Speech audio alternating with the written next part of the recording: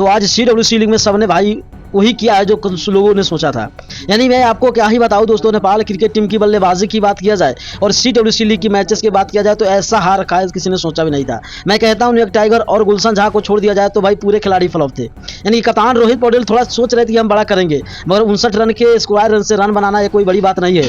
यानी कि मैं आपको क्या ही बताऊं, आज अगर बात किया जाए आशिक से अपने भाई साहब 47 गेंदों में 21 रन बनाए, विनोद भंडारी 15 में 10 बनाते हैं, अनुकुल कुमार भाई साहब 2 में 0 पर आउट होते हैं, कप्तान रोहित पटेल 46 में 32 बनाते हैं, दीपेंद्र सिंगरी 49 में 55 बनाते हैं। उसके बाद आशिक से भाई 5 में 3 बनाते हैं गुलशन झा। भाई गुलशन झा जिस अंदाज में बल्लेबाजी किया है सच में यार तारीफ योग्य है।